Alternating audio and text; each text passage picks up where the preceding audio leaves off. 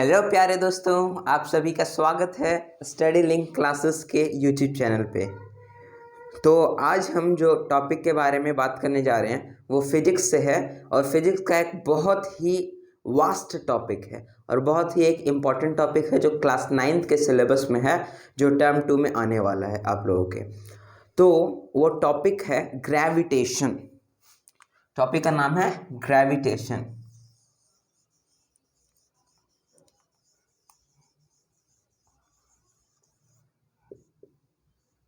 जितना प्यारा यह नाम है उससे भी बहुत ज़्यादा प्यारा यह टॉपिक है और ये टॉपिक मेरे दिल के बहुत करीब है, क्योंकि स्कूल के जो टीचर्स होते हैं उस टॉपिक को वास्ट तरीके से नहीं पढ़ा पाते हैं, जिससे इस टॉपिक से बहुत सारे डाउट्स स्टूडेंट के दिमाग में रहते हैं। तो मेरा काम है आप लोगों का डाउट सॉल्व करना और इतने बेहतरीन ढंग से मैं आपको यह टॉपिक पढ़ा दूंगा कि इसके बाद आप अगर एनटीएससी भी देंगे और कोई भी ओलंपियाड अगर आप देते हैं तो उसमें आपको इस टॉपिक से कोई दिक्कत नहीं आने वाला। ये मेरा भरोसा आपके लिए है और ये मेरा वायदा आपसे है। तो टॉपिक स्टार्ट करने से पहले हम लोग को जानना पड़ेगा कि ग्रेविटेशन के पीछे का स्टोरी क्या है। What is the history related with gravitation. First of all आप लोग जानते होंगे कि न्यूटन के सर पे एक एप्पल गिरा, उससे उन्होंने ग्रेविटेशन का खोज किया। इतना आप जानते हैं, बहुत अच्छी बात है। बट आप समझते हैं कि यहीं से ग्रेविटेशन का शुरुआत हुआ, लेकिन मैं आपको बता दूं ये आप बिल्कुल गलत समझते हैं। यह ग्रेविटेशन का आखिरी पोर्शन है जो आप लोग समझते हैं। ग्रेविटेशन का स्टार्ट तो 16th सेंचुरी से हुआ है। 16th सेंचुरी में जब पोलैंड था तो उस समय वहाँ माना जाता था कि जियोसेंट्रिक मॉडल काम करता है। जियोसेंट्रिक मॉडल क्या है, मैं आपको हिस्ट्री बता रहा हूँ, आप चाहे इसको लिख सकते हैं, नहीं तो आप ध्यान से सुनेंगे तो आपको यह समझ में आ जाएगा। जियोसेंट्रिक मॉडल होता है। अब जो मैं आपको बता रहा हूँ आप उस पर केयरफुली ध्यान दें, और अभी आप चाहें तो एक बार वीडियो को देखने के बाद दोबारा देख कर इसे नोट भी कर सकते हैं, जो आपके लिए और भी ज़्यादा बेनिफिशियल होगा। नहीं तो आप हमारे टेलीग्राम लिंक से जुड़ के वहाँ से आप इसका पीडीएफ भी प्रोवाइड करवा सकते हैं। वहाँ आपको इसका फ्री पीडीएफ सारा मिल जाएगा। ओके, तो लास्ट में मैं उसके बारे में आपको बता दूंगा कि आप कैसे टेलीग्राम पे जाकर उसे ज्वाइन कर सकते हैं। तो जियो सेंट्रिक मॉडल ये हम लोग को 16th सेंचुरी के टाइम पीरियड में माना जाता था। ये जियोसेंट्रिक मॉडल क्या होता है? यूनिवर्स का सेंटर अर्थ है, ऐसा पहले माना जाता था। आप यह बात सुन के हंसने लगेंगे कि ऐसा कैसे हो सकता है, यूनिवर्स का सेंटर अर्थ है, ऐसा तो हम लोग कभी सुने ही नहीं। लेकिन पहले यह माना जाता था। 16th सेंचुरी में जियोसेंट्रिक मॉडल काम करता था। तो जो अर्थ है उसको सेंटर माना जाता था और ऐसा माना जाता था कि अर्थ के राउंड में सारे प्लैनेट सर्कुलर ऑर्बिट पे मूव करते हैं। बाकी जो भी सेलेस्टियल बॉडीज हैं वो सर्कुलर ऑर्बिट पे मूव करते हैं। कैसे करते हैं? सर्कुलर ऑर्बिट पे मूव करते हैं, अर्थ के अराउंड, अर्थ के राउंड में। ओके, तो ये मॉडल माना जाता था। But in 16th century Poland में एक थे साइंटिस्ट जिनका नाम था कॉपरनिकस। उन्होंने बताया कि ये बात सच नहीं है। उन्होंने प्रपोज किया कि अर्थ सेंटर नहीं है, बल्कि सन जो है वो सेंटर है, सन सेंटर। लेकिन हम लोग ये भी जानते हैं कि ये भी गलत है। बट उस समय ये बात कह देना अपने आप में बहुत ही ज़्यादा रिसर्च और बहुत ही ज़्यादा पेशेंस का बात था कि अर्थ ये जियोसेंट्रिक मॉडल को रिजेक्ट कर दिए थे कॉपरनिकस। उन्होंने कहा था कि जो सन है वो सेंटर है, उसके राउंड में सारे प्लैनेट रिवॉल्व करते हैं। राउंड, यहाँ मैं बार बार आपको बता रहा हूँ, ये ऑर्बिट जो है वो कैसा था? सर्कुलर ऑर्बिट, सर्कुलर ऑर्बिट था। ओके, तो उसके राउंड में सारे प्लैनेट मूव करते थे। लेकिन ये भी गलत था। लेकिन 16th सेंचुरी के टाइम पीरियड में जो भी ऐसा कहता था उसको या तो पनिशमेंट दिया जाता था या तो उसको कंट्री से निकाल दिया जाता था। ओके, ऐसा इसलिए कि उन लोग नहीं चाहते थे कि उन लोग ये नहीं चाहते थे कि कोई जियोसेंट्रिक मॉडल को रिजेक्ट करे। उन लोग को यह बहुत ही गुस्सा आता था कि कोई इस मॉडल के विरोध में कॉन्ट्राडिक्ट करे। तो जैसे ही कोपरनिकस ये दिए, उनको वहाँ से निकाल दिया गया, देश से निकाल दिया गया और उनको पनिशमेंट भी दिया गया। अब कोपरनिकस इतना ही प्रपोज कर पाए कि जियोसेंट्रिक मॉडल गलत है, सेंटर जो है वो सन है। ओके, तो कोपरनिकस की कहानी यहाँ समाप्त हुई। अब टाइम पीरियड आता है आपका टाइको ब्राहे। ओके, टाइको ब्राहे एक रिच आदमी थे जिन्होंने अपने जीवन में सोचा कि हम जो है पूरे अपने लाइफ टाइम स्टार्स पे रिसर्च करेंगे, उनकी प्लॉटिंग और मैपिंग करेंगे। तो टाइको ब्राहे जो थे, उन्होंने वहाँ के गवर्नमेंट से परमिशन लिया और गवर्नमेंट से एक आइलैंड उनको मिला गया और वहाँ से उनको एक 10% टोटल जो उस समय का रेवेन्यू था गवर्नमेंट के पास, उसका 10% उनको मिला और जिससे उन्होंने रिसर्च किया, बहुत रिसर्च किया और उन्होंने एक मैप तैयार किया।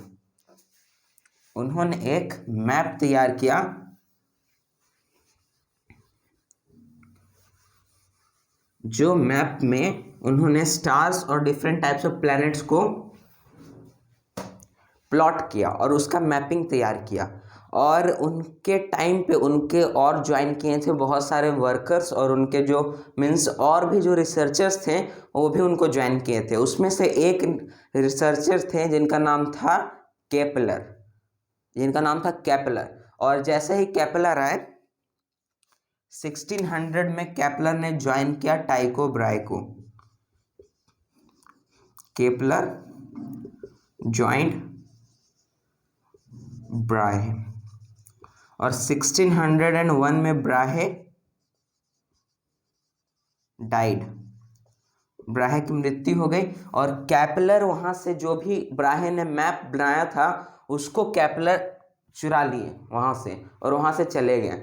और चुराने के बाद केपलर ने ही आगे जाके हमें Kepler's law of planetary motions दिया, जिसके बारे में हम लोग आने वाले वीडियो में चर्चा करेंगे कि वो केपलर्स लॉ क्या होते हैं। तो केपलर ने मैप के बेसिस पे 3 लॉज दिए, 3 लॉज। ओके, और अब केपलर 3 लॉ दिए और इसके बेसिस पे आगे अब जो गैलीलियो थे, बहुत ही एक पॉपुलर साइंटिस्ट हुए गैलीलियो, और उन्होंने इसी लॉ के हेल्प से आगे टेलीस्कोप से देखा और टेलीस्कोप से जो गैलीलियो थे वो भी जियोसेंट्रिक मॉडल जो था उस पर रिसर्च कर रहे थे कि ये सही है कि गलत है। तो गैलीलियो ने क्या किया, एक टेलीस्कोप बनाया और उस समय फिनलैंड के आसपास एक टेलीस्कोप का इन्वेंट भी हुआ था। तो गैलीलियो उसको चाहते थे लेकिन उतना उस समय रेवेन्यू नहीं था उनके पास, तो नहीं मंगा पाए। तो उन्होंने खुद से एक टेलीस्कोप बनाया जो फिनलैंड के टेलीस्कोप से भी ज़्यादा पावरफुल था। और उन्होंने सबसे पहले क्या देखा, जो देखा उन्होंने वो देख के वो शॉक्ड हो गए, क्योंकि पहले हम लोग को लगता था कि जियोसेंट्रिक मॉडल मीन्स अर्थ के चारों ओर जो भी ऑब्जेक्ट है वो घूमते रहता है। लेकिन जब गैलीलियो ने देखा तो उन्होंने देखा कि जुपिटर उसके चारों ओर 4 उन्होंने मून्स देखे कि वो रोटेट कर रहे हैं। ओके, 4 मून देखें, अलग अलग मून। तो इसी 4 मून को आगे जाके गैलीलियोस मून के नाम से जाना गया। वो था लो, यूरोपा, गैनीमेड और एक और आपका था कैलिस्टा। ओके, तो ये उन्होंने देखा। तो जब इन्होंने ये देखा तो हम लोग को तो लगता है कि नॉर्मल सी बात है, जुपिटर के मून है वो घूम रहे हैं। तो उस समय तक ये सर्च करने वाले गैलीलियो फर्स्ट बने कि जो अर्थ है उसके चारों ओर कुछ नहीं घूम रहा, ऐसा मानना गलत है। तो गैलीलियो ने यह जाके उस समय के किंग को बताया, तो किंग ने उन्हें देश निकाला दे दिया। किंग ने जियोसेंट्रिक मॉडल के विरोध में जियोसेंट्रिक मॉडल की कॉन्ट्राडिक्शन करने वाले गैलीलियो को देश निकाला दे दिया। अब गैलीलियो का भी मीन्स सभी जो थे कौन कौन थे, कोपरनिकस, ब्राहे,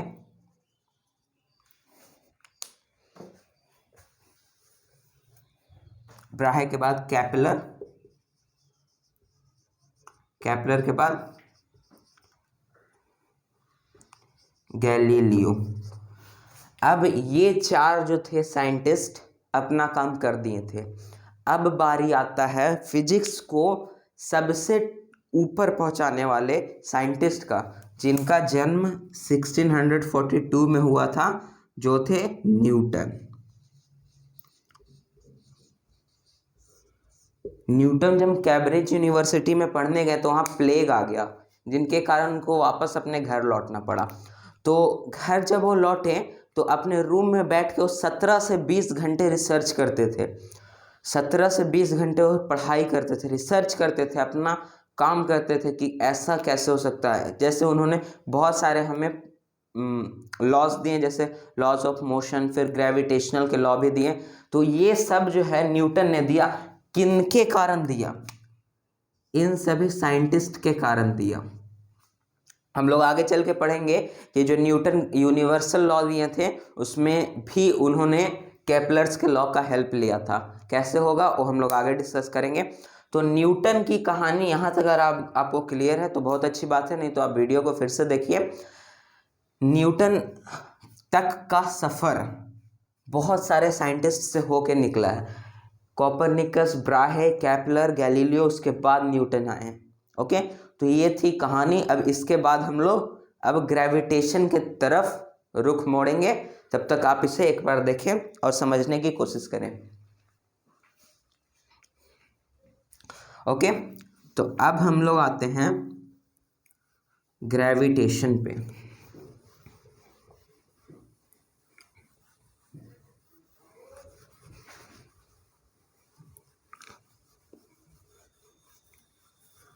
अब आप जो कहानी सुनते हैं उस कहानी पे हम लोग आते हैं कि एक समय था जब न्यूटन जो थे वो रिलैक्स कर रहे थे पेड़ के नीचे, तो उनके ऊपर एक सेब गिरा, उनके सर पर एक सेब गिरा। तो उन्हें लगा कि ये सेब नीचे क्यों गिरा। तो ये तो सबको पता था कि सेब है पेड़ से नीचे गिरता है, लेकिन उन्हें लगा ये नीचे ही क्यों गिरा। तो उन्होंने इस फेनोमेनन को कनेक्ट किया। किससे कनेक्ट किया? कि कहीं यही फेनोमेनन रिलेटेड तो नहीं है कि अर्थ मून अर्थ के अराउंड घूम रहा, यही फेनोमेनन रिलेटेड तो नहीं है जिससे सन के अराउंड सारे प्लैनेट्स घूम रहे हैं। तो इन्होंने कनेक्ट किया, इस फेनोमेनन को इससे कनेक्ट किया, तब जाके उन्होंने ग्रेविटेशन को निकाला। तो उस समय की प्रेस जो थी वो न्यूटन का मजाक उड़ाती थी। वो डायरेक्ट जो उस समय की प्रेस थी उन्होंने न्यूज़पेपर पे डाला कि न्यूटन के सर पे एप्पल गिरा और उन्होंने ग्रेविटेशन खोज डाला, ऐसे वो लिखती थी। तो ये बात जो है वो क्रिटिसाइज करती थी न्यूटन को। तो उन्होंने इस क्रिटिसिज्म को ख़त्म करने के लिए प्रिंसिपिया नामक एक बुक लिखी, जिसमें उन्होंने जो भी अपना थीसिस थ्योरीज जो भी उन्होंने पढ़ा था वो सारा इसमें लिख डाला कि ग्रेविटेशन क्या है, कैसे है। तो उन्होंने अब इस बुक में क्या लिखा, एक बहुत इम्पॉर्टेंट लाइन इस बुक में लिखा गया था जिससे ही हम लोग का ये चैप्टर स्टार्ट होता है। वो लाइन थी, एवरी ऑब्जेक्ट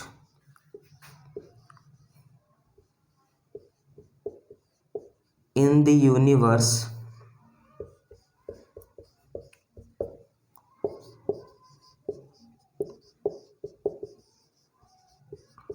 attracts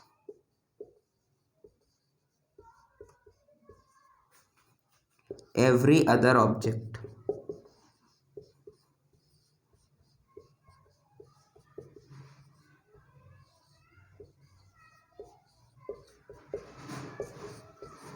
ये लाइन था, ये बहुत ही इंपॉर्टेंट लाइन है जो प्रिंसिपिया बुक में लिखा हुआ था। Every object in the universe attracts every other objects. ये लाइन जो है इसी से ग्रेविटेशन चैप्टर हम लोग का आगे बढ़ेगा। दुनिया में, यूनिवर्स में जितने भी ऑब्जेक्ट हैं वो ऑब्जेक्ट बाकी सभी ऑब्जेक्ट को अपने तरफ अट्रैक्ट करते हैं। ओके, ये दिया था न्यूटन ने हमें ये लाइन, और इसी लाइन से हम लोग का चैप्टर स्टार्ट होता है ग्रेविटेशन। तो जब किसी दो ऑब्जेक्ट के बीच में, यहाँ तो दो या दो से अधिक भी हो सकते हैं, ऑब्जेक्ट के बीच में कुछ अट्रैक्शन है तो वो एक फोर्स के फॉर्म में होता है, फोर्स के फॉर्म में होता है, जिस फोर्स का नाम उन्होंने दिया ग्रेविटेशन। उस फोर्स का क्या नाम दिया उन्होंने? ग्रेविटेशन। ऐसा कैसे हो सकता है? सबने सवाल पूछा कि हम यहाँ खड़े हैं, मेरा दोस्त बगल में खड़ा है, हम लोग तो खींच नहीं पा रहे एक दूसरे को, तो ऐसा कैसे हो सकता है? तो उन्होंने इसके लिए एक फॉर्मूला जनरेट किया। कैसे वो फॉर्मूला निकलता है हम लोग उसके बारे में बात करेंगे, लेकिन सबसे पहले हम लोग कुछ देखेंगे कि हम लोग उस वर्ड के साथ हम लोग खेलते हैं, वह वर्ड हमें खिलाता है और हम उसमें गलती कर जाते हैं, लेकिन वह वर्ड जो है वो मीनिंग कुछ और कन्वे करता है, लेकिन हम लोग उसका मीनिंग कुछ और निकालते। तो इतना तक आप देख लीजिए, प्रिंसिपिया बुक से लाइन लिया गया, every object in the universe attracts every other objects. एक फोर्स के फॉर्म में अट्रैक्शन होता है जिस फोर्स का नाम है ग्रेविटेशन। ओके, तो ये हो गया आपका ग्रेविटेशन। तो यहाँ से अब कुछ वर्ड्स आते हैं जिनमें हम लोग कंफ्यूज होते हैं, लेकिन कंफ्यूजन नहीं रखना है उसमें। वो वर्ड्स हैं आपके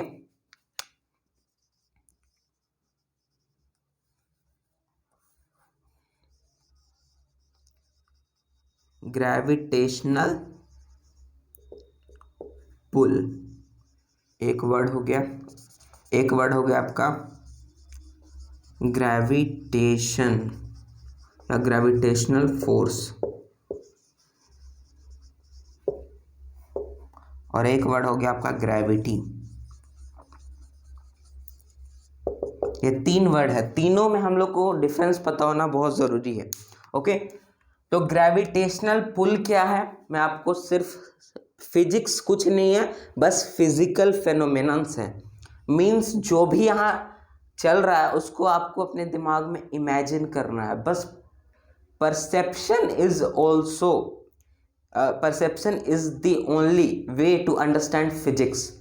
आपको परसेप्शन लाना है, फिगर्स लानी है अपने दिमाग में, आप पिक्चर्स बनाइए, क्योंकि फिजिक्स जो भी है नॉर्मल लाइफ में जो चल रहा है वो फिजिक्स है। ओके, तो ग्रेविटेशन पुल क्या है? जब दो ऑब्जेक्ट के बीच में ग्रेविटेशन होता है तो दोनों ऑब्जेक्ट एक दूसरे को अपनी ओर अट्रैक्ट करती है। क्या करती है? अपनी ओर अट्रैक्ट करती है। तो जिस ऑब्जेक्ट का मास ज़्यादा रहेगा वो अट्रैक्शन उसका ज़्यादा रहेगा। मीन्स दोनों के बीच में फोर्स सेम रहेगा, but F is equal to क्या होता है? M into A. जब मास, और यहां से हम लोग लिख सकते हैं mass is inversely proportional to acceleration. Okay, mass is inversely proportional, तो जिसका मास ज़्यादा रहेगा उसका एक्सेलरेशन कम रहेगा। मीन्स ये जो है इसको अपने तरफ कम खींच पाएगा, लेकिन यही जो है इसको अपने तरफ ज़्यादा खींचेगा। तो जो ये पुल है इसको कहते हैं ग्रेविटेशनल पुल। मीन्स जो हैवी ऑब्जेक्ट रहेगा उससे जो जनरेट एक्सेलरेशन रहेगा लिटिल मास वाले ऑब्जेक्ट के लिए, वो हो गया आपका ग्रेविटेशनल पुल। ओके, तो यहां मैं लिखता हूं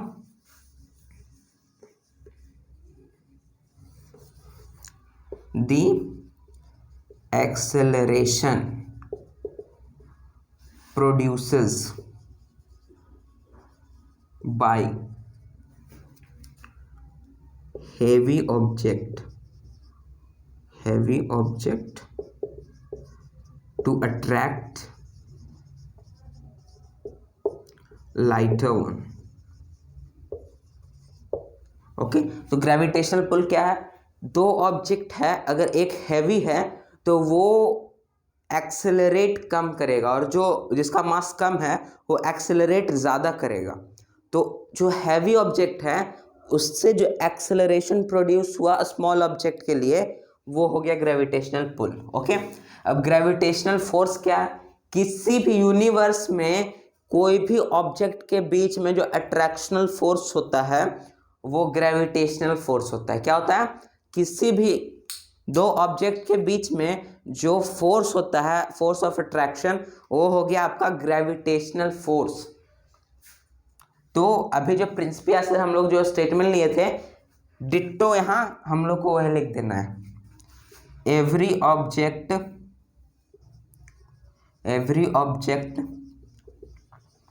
in the universe attracts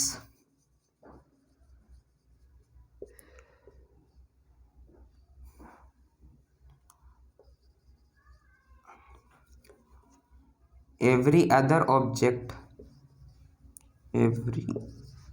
objects. This attracting force is called gravitational force. Okay, so ये जो डेफिनेशन है ग्रेविटेशनल फोर्स का, ये एक यूनिवर्सल डेफिनेशन है। न्यूटन ने खुद यह डेफिनेशन दिया था। तो ये डेफिनेशन आप कहीं भी लिखेंगे ये आपका सही होगा, इसको कोई भी गलती नहीं कर सकता है। ओके, ये जो डेफिनेशन है यूनिवर्सल डेफिनेशन है। अब आता है ग्रेविटी। ग्रेविटी क्या है? ग्रेविटी वैसा ग्रेविटेशनल फोर्स जो अर्थ पोजेस करता है उसको हम लोग कहते हैं ग्रेविटी। मीन्स वैसा ग्रेविटेशनल फोर्स जो अर्थ के पास है उसको हम लोग कहते हैं ग्रेविटी। तो हम लोग लिखते हैं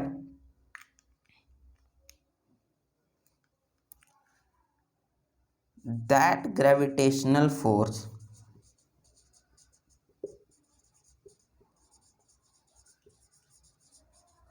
that is which is possesses by the earth is called gravity. Okay, वैसा ग्रेविटेशनल फोर्स जो अर्थ पोजेस करता है उसको हम लोग कहते हैं ग्रेविटी। तो ये तीन टर्म आपको एकदम क्लियर होना चाहिए, क्योंकि इससे हम लोग आगे कुछ क्वेश्चंस भी करेंगे और इस पे हम लोग ज़्यादा फोकस करेंगे, क्योंकि इससे जो है टॉपिक्स रिलेटेड हैं आगे। ओके, तो ये आप तीन टर्म देख लीजिए, जो हो सके तो आप इसे नोट कर लीजिए। उसके आगे फिर हम लोग देखते हैं टॉपिक्स। ओके, तो अब हम लोग आते हैं universal law of gravitation.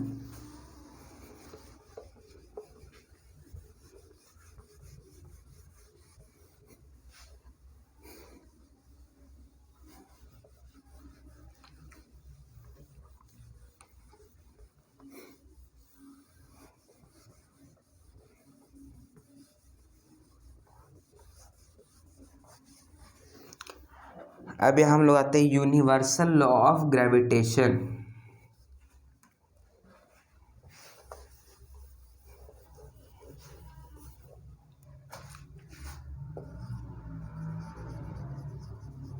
Universal law of gravitation. तो न्यूटन ने क्या कहा था? न्यूटन ने ये कहा था कि जितने भी ऑब्जेक्ट हैं पूरे यूनिवर्स में वो एक दूसरे को अपनी तरफ अट्रैक्ट करने की कोशिश कर रहे हैं। तो दोनों के बीच में जो फोर्स रहता है उसको हम लोग ग्रेविटेशनल फोर्स कहते हैं। तो अगर हम लोग के पास दो ऑब्जेक्ट हैं, एक का मास है m1, एक का मास है m2, ओके, तो जो फोर्स उस पर अप्लाइड होता है और डायरेक्टली प्रोपोर्शनल होता है m1 इंटू m2 के। मैं आपको ऐसे बता सकता हूँ, लेकिन ये कोई क्लियर कॉन्सेप्ट नहीं है। ऐसे कभी भी आप किसी दो ऑब्जेक्ट के मास को डायरेक्टली प्रोपोर्शनल फोर्स के नहीं कर सकते। न्यूटन ने एक बात कही थी जो शायद ही आपको कोई बताएगा, कि जो ये मैं दे रहा हूँ यूनिवर्सल लॉ ऑफ ग्रेविटेशन, ये सिर्फ पॉइंट मासेस पे काम करती है। किस चीज़ पे काम करती है? पॉइंट मासेस पे। अभी पॉइंट मासेस क्या है? एक ऑब्जेक्ट बहुत सारे पार्टिकल से मिलकर बना है, तो हर एक पार्टिकल का मास पॉइंट मास होता है, जो बहुत ही छोटा होता है। फॉर एग्जाम्पल मैं अगर आपको दूं, तो एक ये बॉक्स है आपके पास, तो इसमें बहुत सारे पार्टिकल हैं, तो इसमें बहुत सारे पॉइंट मासेस होंगे। क्या होंगे? Point masses, okay. और एक और ऐसा बॉक्स है, इसमें भी बहुत सारे पॉइंट मासेस होंगे।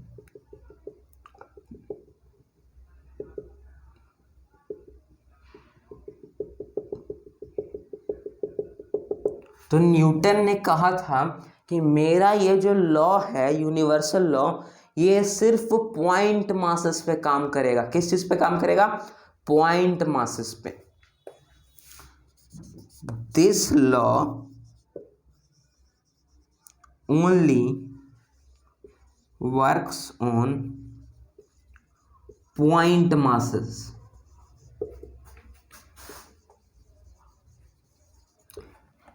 किस चीज पे काम करेगा? पॉइंट मासेस पे। अब पॉइंट मासेस क्या होता है? जो भी इसके अंदर पार्टिकल्स है, सब का जो मास होता है वो एक पॉइंट मास होता है, जो अपने आप में बहुत स्मॉल होता है। Point mass is very small. तो इसका अगर आपको ग्रेविटेशन फोर्स निकालना है, दोनों के बीच में ग्रेविटेशन अट्रैक्शन निकालना है, तो आपको क्या करना पड़ेगा? हर एक पॉइंट से दूसरे पॉइंट के तरफ आपको डिस्टेंस से ग्रेविटेशनल फोर्स निकालना पड़ेगा, जो अपने आप में पॉसिबल ही नहीं है, क्योंकि इतने सारे पॉइंट मासेस को एक दूसरे से एक दूसरे से डिस्टेंस फाइंड आउट करना और फिर उसका फोर्स निकालना, ये पॉसिबल ही नहीं है। इसलिए उन्होंने ये ज़्यादातर एक्सपेरिमेंट स्फेरिकल ऑब्जेक्ट पे किया। कैसे ऑब्जेक्ट पे किया? Spherical object. अब स्फेरिकल ऑब्जेक्ट क्या है और इसी पे क्यों हुआ, उसके पीछे का रीज़न ये है कि स्फेरिकल ऑब्जेक्ट में भी बहुत सारे पॉइंट मासेस होंगे। ऑब्वियस है, कोई भी ऑब्जेक्ट है सब में पॉइंट मासेस होंगे।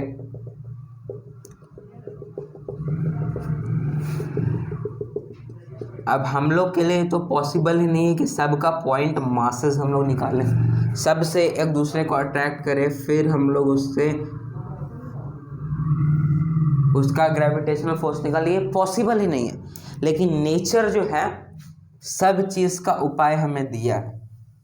नेचर जो है सारे चीज़ का उपाय हमें दिया है। तो इसलिए जो स्फेरिकल ऑब्जेक्ट या सर्कुलर ऑब्जेक्ट होता है, स्फेरिकल बॉडी, उसका मास कंसंट्रेटेड रहता है उसके सेंटर में। ओके, उसका मास जो है उसके सेंटर में कंसंट्रेटेड रहता है, तो जिसको हम लोग सेंट्रल मास कहते हैं। तो वो जो सेंटर में कंसंट्रेटेड रहता है, हम लोग उसी को मास लेते हैं यहाँ। ओके, उसी को हम लोग यहाँ मास लेकर चलते हैं। ये बात आप हमेशा दिमाग में रखिएगा कि जो लॉ न्यूटन ने दिया वो सिर्फ पॉइंट मासेस पे काम करता है। किस चीज़ पे काम करता है? पॉइंट मासेस पे। और पॉइंट मास बहुत ही स्मॉल होता है।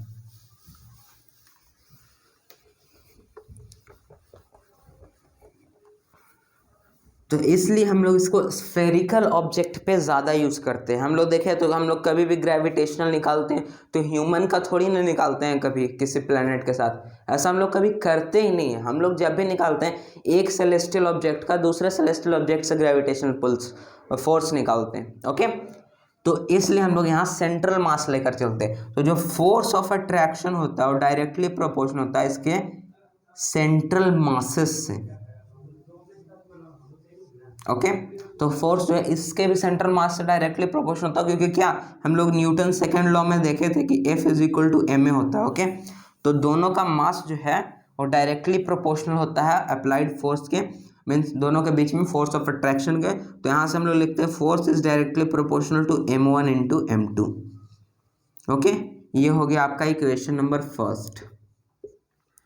अब नेक्स्ट आता है कि दोनों के बीच में अट्रैक्शन हो रहा है, तो कितने डिस्टेंस पे होगा तो अट्रैक्शन ज़्यादा होगा और कितने डिस्टेंस पे होगा तो अट्रैक्शन कम होगा। तो न्यूटन ने ये कहा था जितना इसको करीब रखोगे अट्रैक्शन उतना ज़्यादा होगा, जितना इसको दूर ले जाओगे अट्रैक्शन उतना कम होगा।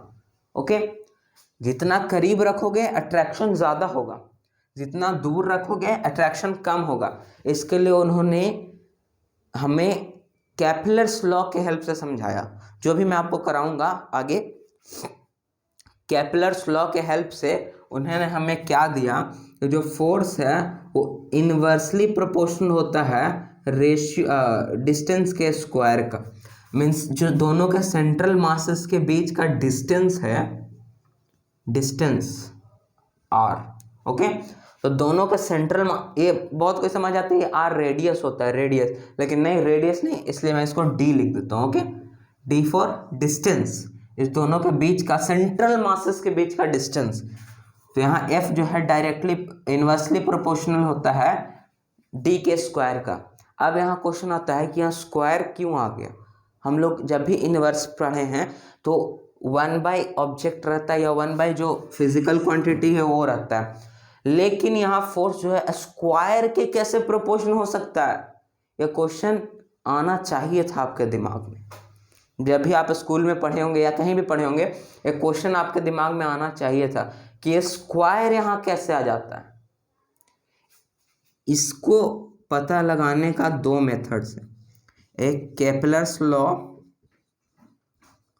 के हेल्प से और एक होता है न्यूटन्स एक्सपेरिमेंट के हेल्प से। मैं आपको दोनों करवाऊंगा। ओके, अगर आपको पेपर में ये बताना पड़ गया, ऑब्वियसली स्कूल के पेपर में ऐसे नहीं पूछा जाता है, लेकिन अगर आपको कहीं भी ओलंपियाड देने जाना हो तो फिजिक्स का अगर कोई ओलंपियाड होगा तो उसमें ऐसे पूछ लिया जाता है। अगर ग्रेविटेशन 9th 10th में अगर आप ओलंपियाड दे रहे हैं तो ऐसे पूछ लिया जाता है, तो आप उसको केपलर्स लॉ से प्रूफ करेंगे। ओके, केपलर्स लॉ से आप इसको प्रूफ करेंगे कि हाँ स्क्वायर कैसे होता है। अब मैं आपको ये बताऊंगा, तो यहाँ आपको अभी सिर्फ रट लेना है कि फोर्स जो है इनवर्सली प्रोपोर्शनल होता है डिस्टेंस के स्क्वायर के। ओके, तो ये आपका हो गया इक्वेशन नंबर 2। तो इक्वेशन 1 में हम लोग देखें कि फोर्स डायरेक्टली प्रोपोर्शनल होता है मास ऑफ ऑब्जेक्ट्स के प्रोडक्ट के, और सेकंड में हम लोग देखें फोर्स जो है इनवर्सली प्रोपोर्शनल होता है डिस्टेंस के स्क्वायर के। तो यहाँ से हम लोग फ्रॉम इक्वेशन 1 and 2 हम लोग लिख सकते हैं फोर्स जो है और डायरेक्टली प्रोपोर्शनल होता है प्रोडक्ट के, बट इनवर्सली प्रोपोर्शनल होता है डिस्टेंस के स्क्वायर के। ओके, तो अब इस प्रोपोर्शनल को हटाने के लिए हम लोग यूज करते हैं जी का, हम लोग यूज करते हैं जी का। अब ये जी क्या है, जी एक यूनिवर्सल कांस्टेंट है जो ग्रेविटेशनल के लिए यूज होता है। ओके, तो अब जो है न्यूटन ने जो है हमें यहीं तक दिया कि F is equal to Z into m1 into m2 divided by D square. बहुत कोई समझते हैं कि G का जो वैल्यू है न्यूटन ने दिया, नहीं, जो G का वैल्यू है वो न्यूटन ने नहीं दिया, वो दिया है हेनरी हेनरी कैवेंडिश ने जो लीड एक्सपेरिमेंट किया था उससे उनको जी का वैल्यू पता चला। वो एक्चुअली अर्थ का डेंसिटी निकालने के लिए वो एक्सपेरिमेंट कर रहे थे, बट इवेंचुअली वो एक्सपेरिमेंट जी निकालने में हेल्प कर गया। ओके, तो force is equal to G into m1 into m2 divided by D square. ये आपको याद रखना है, ग्रेविटेशनल फोर्स ऐसे निकलता है। ओके, अब हम लोग एक क्विक समराइज करते हैं हम लोग क्या क्या पढ़े। सबसे पहले हम लोग पढ़े कोपरनिकस के बारे में, जिन्होंने जियो सेंट्रिक मॉडल को रिजेक्ट कर दिया। उसके बाद हम लोग देखें कि आए टाइको ब्राहे, जिन्होंने रिसर्च किया और उनकी मृत्यु के बाद जो उनका मैपिंग प्लॉटिंग वाला था स्टार्स का, वो केपलर्स ने ले लिया। और उसके बाद केपलर्स ने लॉ दिया जिसको हम लोग कहते हैं Kepler's law of planetary motion. और उसके बाद गैलीलियो आए, जिन्होंने टेलीस्कोप का इन्वेंशन किया। और उसके बाद उन्होंने देखा और देख के उन्होंने ये डिसाइड किया कि जो अर्थ है वो सेंटर नहीं है, क्योंकि उन्होंने देखा कि जुपिटर के चारों ओर भी 4 मून घूम रहे हैं, जिनका नाम है लू, यूरोपा, गैनीमेड और कैलिस्टा। ओके, ये देखा। और उसके बाद फिर आए न्यूटन, जिन्होंने जो एप्पल फॉलिंग है, मीन्स जो एप्पल गिर रहा था, उसको रिलेट किया कि प्लैनेट, क्या इसी के कारण प्लैनेट भी रिवॉल्व कर रहे हैं सन के अराउंड, और जो सैटेलाइट्स, नेचुरल सैटेलाइट्स हो गया जैसे मून, वो भी रिवॉल्व कर रहे हैं अर्थ के अराउंड। तो उन्होंने ये सर्च किया और उसके बाद फिर उन्होंने हमें यूनिवर्सल लॉ ऑफ ग्रेविटेशन दिया कि जो फोर्स है वो डायरेक्टली प्रोपोर्शनल होता है टू ऑब्जेक्ट के सेंट्रल मास। मैं बार बार बोल रहा हूँ सेंट्रल मास, क्योंकि जो universal law of gravitation Newton ने दिया वो पॉइंट मासेस पे काम करते। किस चीज़ पे काम करते? पॉइंट मासेस, जो बहुत अपने आप में स्मॉल होते हैं। और न्यूटन ने हमें अपने प्रिंसिपा एक बुक था प्रिंसिपा, उसमें उन्होंने बताया हमें कि every object in the universe attract every other objects. Okay, ये बताया, जिसको उन्होंने इस अट्रैक्शनल फोर्स को ग्रेविटेशन नाम दिया। और उन्होंने फिर ये भी हम लोग को बताया कि जो फोर्स है वो इन्वर्सली प्रोपोर्शनल होता है डिस्टेंस के स्क्वायर का। दोनों के सेंट्रल मासेस का जो डिस्टेंस होता है उसके स्क्वायर का इन्वर्सली प्रोपोर्शनल होता है। अब यहाँ से क्वेश्चन बनता है कि यहाँ स्क्वायर क्यों आ गया? तो इसके लिए हम लोग को 2 मेथड मिलता है, एक केपलर्स लॉ, एक न्यूटन्स एक्सपेरिमेंट, जिससे हम लोग इसको फाइंड आउट करेंगे नेक्स्ट वीडियो में। और जो जी है मीन्स फोर्स जो है, उन्होंने फोर्स को प्रोपोर्शनल कर दिया मास 1 इंटू मास 2, मीन्स दोनों के central mass divided by distance square के। और फिर उन्होंने इक्वल किया, जिससे यूनिवर्सल कांस्टेंट आया, जिसको उन्होंने कैपिटल जी से डिनोट किया। न्यूटन का काम यहीं तक खत्म हो गया। इसके बाद इस कैपिटल जी का वैल्यू हम लोग को हेनरी कैवेंडिश ने दिया, जो एक मीन्स उस एक्सपेरिमेंट जिन्होंने वो किया उसमें लीड बॉल्स का उन्होंने यूज़ किया, लीड स्फेरिकल बॉल्स, इसलिए उसका नाम था लीड कैवेंडिश लीड एक्सपेरिमेंट। उसके कारण उन्होंने हमें जी का वैल्यू बताया। और जी का वैल्यू क्या है मैं यहाँ लिख देता हूँ, 6.673 इंटू 10⁻⁻11 न्यूटन मीटर स्क्वायर पर kg स्क्वायर। ओके, ये होता है जी का वैल्यू। अब कैसे इसका डेरिवेशन हुआ इसके बारे में हम लोग नेक्स्ट वीडियो में चर्चा करेंगे। तो आज के लिए इतना ही दोस्तों।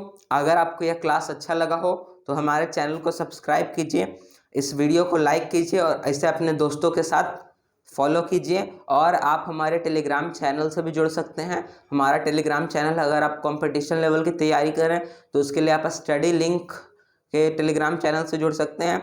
और अगर आप 9th-10th में हैं, अपने एकेडमिक की तैयारी कर रहे हैं, तो उसके लिए आप study link classes class 9-10th के टेलीग्राम चैनल से जुड़ सकते हैं, जहां आपको डेली बेसिस पे पीडीएफ प्रोवाइड किए जाएंगे। जो भी यहाँ क्लास हुए उसके हैंड रिटन पीडीएफ प्लस में टाइप्ड प्रिंटेड पीडीएफ, वो भी आपको वहाँ प्रोवाइड किए जाएंगे। और उससे रिलेटेड आपको डेली 10 क्वेश्चंस दिए जाएंगे प्रैक्टिस के लिए, जो MCQ टाइप होंगे। अगर आप चाहते हैं कि आपको सब्जेक्टिव क्वेश्चन भी मिले तो आप हमें कमेंट में अपना सजेशन दे सकते हैं। टिल देन कनेक्टेड रहिए हमसे और पढ़ते रहिए। मस्त रहें, व्यस्त रहें, पढ़ते रहें। अब मिलते हैं नेक्स्ट वीडियो में, तब तक के लिए धन्यवाद, अपना ख्याल रखें। जय हिंद, जय भारत।